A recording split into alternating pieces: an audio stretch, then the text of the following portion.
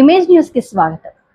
మండపేట తూర్పు గోదావరి జిల్లా కూటమి ప్రభుత్వ హయాంలో జరిగిన మెగా డిఎస్సి ఉపాధ్యాయ నియామకాల్లో భారీ అక్రమాలు జరిగాయని ఆరోపిస్తూ ఈ రోజు మండపేటలో వైసీపీ చేస్తున్న రిలే నిరాహార దీక్షకు విద్యార్థులు విద్యార్థి సంఘాలు సంఘీభావం తెలిపాయి.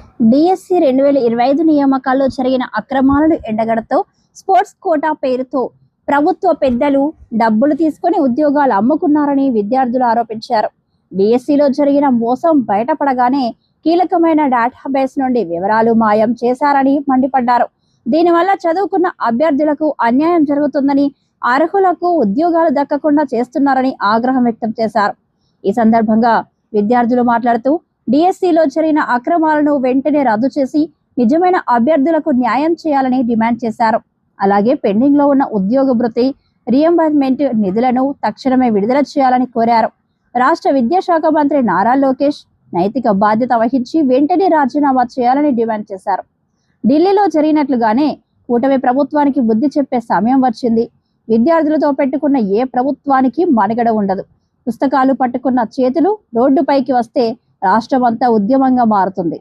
లక్షలు పెట్టి చదువుకొని ఉద్యోగం లేకుండా తిరుగుతుంటే మా తల్లిదండ్రుల ఆవేదన, మా బాధలు ఎవరికి అర్థమవుతాయి?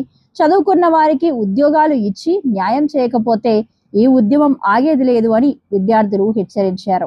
పరీక్షలు నిమిత్తం లేచిందో మరి అటువంటి ఉద్యమమే మరి రాష్ట్రంలో కూడా వచ్చే సూచనలు కనిపిస్తున్నాయి. ఎందుకంటే మరి మెగా డిఎస్సి పేరుతో మరి ఇక్కడ ఉన్నటువంటి నిరుద్యోగులకు అన్యాయం చేస్తూ మరి అదే సెంట్రల్లో ఏ విధంగా అయితే ధర్మేంద్ర ప్రధాన్ గారు రాజీనామా చేశారో బాధ్యత తీసుకుంటూ మరి అదేవిధంగా ఇక్కడ ఉన్నటువంటి లోకేష్ గారు కూడా అదే బాధ్యతలు తీసుకుని మరి తప్పనిసరిగా రాజీనామా చేసి ఆయన ఇందులో ఏ విధమైనటువంటి అన్యాయాలు జరగలేదని చెప్పేసి సిబిఐ ఎంక్వైరీ చేయాలని చెప్పేసి మనస్ఫూర్తిగా కోరుకుంటూ ఇక్కడ ఉన్నటువంటి నిరుద్యోగులందరికీ కూడా న్యాయం చేయాలని మనస్ఫూర్తిగా కోరుకుంటూ సెలవు తీసుకుంటున్నాను. Thank you.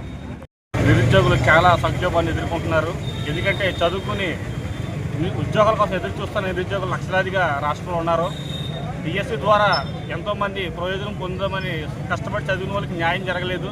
ఈరోజు డిఎస్సిలో చాలా అక్రమాలు జరిగినాయి.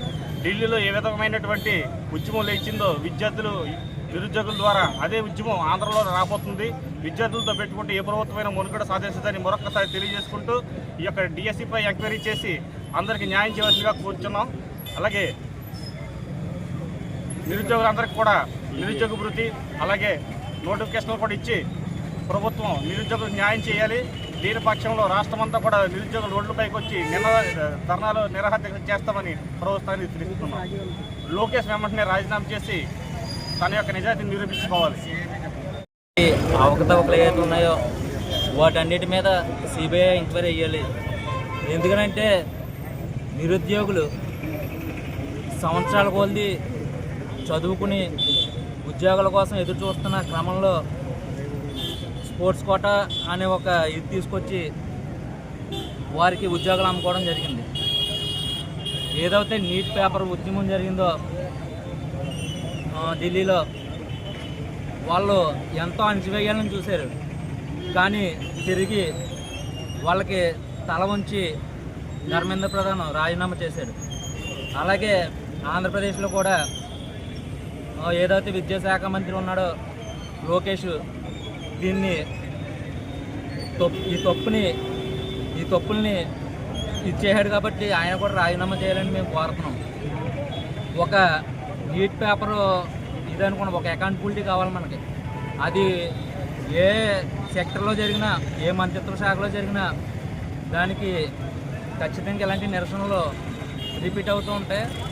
ఏదైతే డిఎస్సి ఆస్పిరెంట్లు ఉన్నారో వాళ్ళకి నిజానికి వాళ్ళకి న్యాయం జరగలేదు. వాళ్ళు డిఎస్సి పెట్టి వాళ్ళకి ఉద్యోగాలు అమ్ముకుని ఈరోజు డిఎస్సి ఆస్పిరెంట్కి అన్యాయం చేయారని ఈ సందర్భంగా తెలియజేస్తున్నాం. ఇది ఇలాగే కొనసాగితే ఏపీలో కూడా ఏదైతే ఢిల్లీలో జరిగిన విధంగానే ఏపీలో కూడా అలాంటి ఉద్యమాలు కొనసాగుతాయని హెచ్చరిస్తూ సెలవు తీసుకుంటాం.